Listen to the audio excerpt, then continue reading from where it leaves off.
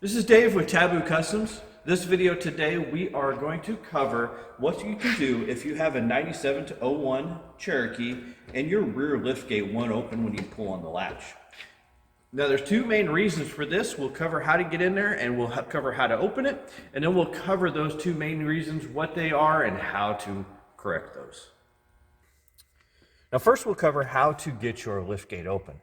Unfortunately, this is going to be one of the more difficult things. Now for us on this Jeep here, and we don't have another Cherokee in house, someone's already gone the most difficult part. And usually this is the inside of the liftgate. There's a big plastic trim piece over this. You have to get that off, or you have to get through it here in the center somehow. So if you cut a hole or do whatever you got to do, unfortunately, to get in there. This Jeep had an issue with the latch, and it didn't even have the inside cover when we bought it. So it had already been taken off.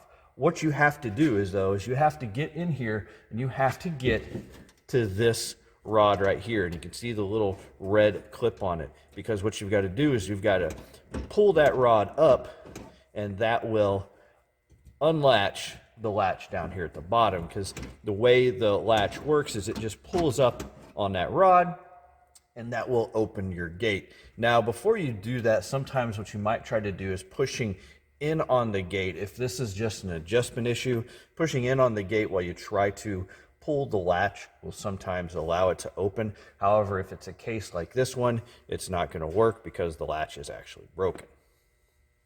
So the first part of failure we want to look at is actually a connection between this rod that runs down to the latch and the bar that runs across to that rod. What will occur is as you pull up on the handle, this bar should want to lift the rod up. Now, obviously here, there's just a plastic clip that grabs onto this, this bar. So what will happen is eventually over time, as this actuates a lot, and even with this one, it will start to make its way up and eventually get to the point to where you can pull on the latch, or excuse me, pull on the handle, but the latch doesn't open.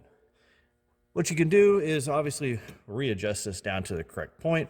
But if it's already slipped, it's just going to slip again. One thing that we will often do is we'll often put a set collar that has a screw here in the side. Now this is obviously the wrong size one. We'll put the right size set collar in the description, a link to it on McMaster Carr, so you can order those.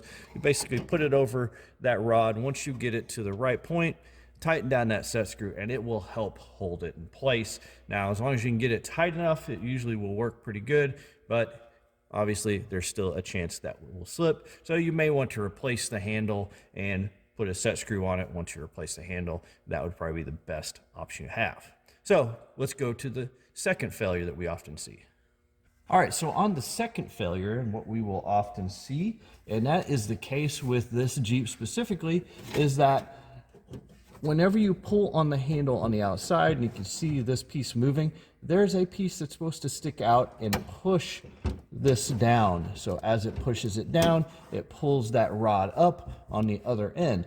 But without this piece on here, because it's broken off, this bar going across is not moving. So we will need to go in and pull this handle out and replace it. So let's work on that. All right, so the first thing you'll need to do to take this latch out is you'll need to disconnect the linkage over here on this side, which is close to the lock cylinder. This linkage runs over to the electric lock over here on the passenger side. Then on the driver's side, we'll need to pop this red clip open, which is pretty easy, just with a flat screwdriver. Now on some, there's going to be a metal clip that you may have to pull up. Like I said, you'll just have to pry on it. The new latch will come with a new clip, so you don't have to worry about messing it up. Just pull that bar out of there. And then on this side, it's a pretty easy one. The clip just pops up. Oh, maybe it's easy. Oh, and then we broke the clip, so we'll have to get a new clip if we want our electric locks to work. So you have to watch with that, because I know on the latch that we purchased, it did not come with this little clip here, so you'll have to possibly purchase that. We'll look it up, put it in the description as well. So now we can actually unbolt the latch and, excuse me, the handle, and pull it out. Now, for the handle, it's fairly simple. Over here on the driver's side, you've got one bolt that you have to take the nut off, and then you can pull that side out and basically work the latch out of the liftgate. So just so you know, the nut on this side is a 10 millimeter, like a lot of other things. Pretty easy to get to.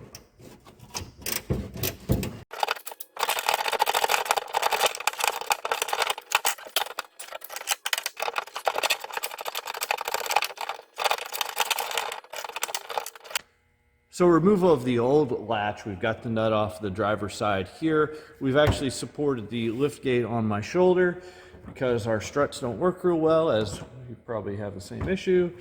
So you can pull up on the driver's side and basically just like shimmy it back and forth. The driver's side plastic will then pull out, but then you're gonna have to pull it over towards the driver's side, back and forth a little bit, angling it upward, and then the passenger side of the bar will pull out, and you can pull out the rest of the latch. Now, before we install our new latch, we're going to have to change out a couple of things. We're going to have to put the lock cylinder from this latch into the new latch, and we are going to have to swap out this fitting, which obviously we broke, so I'm not going to worry about that right now. Like I said, make sure you check out the link in the description if you do have to do that. If you are going to change this fitting, I guess you can see it there. You can see you basically can use a pair of pliers, push those together, pop that out, and then just pop it into the new latch. So pulling the lock cylinder out isn't too difficult. You will need to make sure you remove that little plastic piece that holds the linkage to the electric lock actuator first. If not, you will not be able to get this bar over far enough. What it is this bar here, it's hard to see, has a slot down inside here that this piece will slide out of if you get it over there. So we'll want to pull that bar up, slide it all the way down, and then we can push that over. And you can see it just disengages from the cylinder. Now, to remove the cylinder is also pretty easy. There's just a clip right here that goes around the cylinder. You pry up on that, pull it out, set it aside, and now we can just pull the whole cylinder out. Now, the installation of the lock cylinder into the new latch may not be as easy as it was to take out the old latch, and there's a couple of reasons for that. We found purchasing these that depending on where you get them from, you may have ones that have larger pins here where that lock cylinder, that little piece there goes into. And even on this one here, we actually had an O-ring in there, which probably to quiet things down. However, that doesn't work for this bracket. It actually won't fit in there. So what we had to do was we actually took a large screwdriver, put it into that little C-clip there and opened it up a little bit so that we could install this into this new latch. And we had to pull the O-ring out of the latch. So to install it into the new latch, we're going to pull our clip out. Now with the clip, you can see it is two different lengths. The longer side goes on the top. The cylinder can only really go in one way. We'll put the cylinder in, put the clip back in to lock the cylinder in place. It's easier to mess with this piece with that done. And then, as we mentioned, we're going to have to pull this bar over, push it down until we can get it into that clip. Going to work it back and forth and then pull it up. Now, because we had to open up this clip, we're going to have to take a pair of pliers and close it back up a little bit and make sure it's straight, because it did get a little bit wonky as we went through it. So we close that up a little bit. And straighten it. And then just make sure that it does slide up and down freely, so that as you actuate the key and as this latch actuates, it will slide up and down. If it does not, keep tweaking on it until it does. Once you're done with that, we're ready to start reinstalling it. All right, to reinstall, we'll just follow the reverse procedures as we did from pulling it out. You'll want to slide the red piece behind the driver's side of the Jeep first.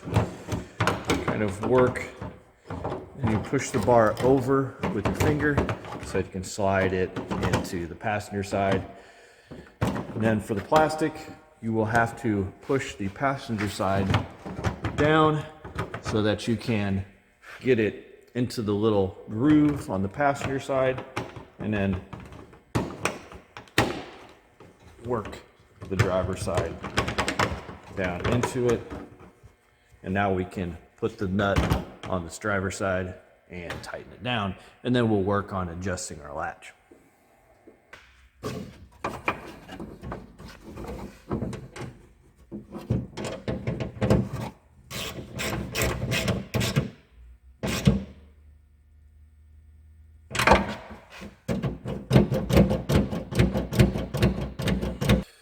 All right, with the latch bolted in, you're going to want to go to this passenger side here and reconnect your actuator for your electric locks into that snap-in clip. You'll just slide it in there, snap the clip down over the rod. It's pretty simple, unless you broke it, taking it out, and then you got to order one.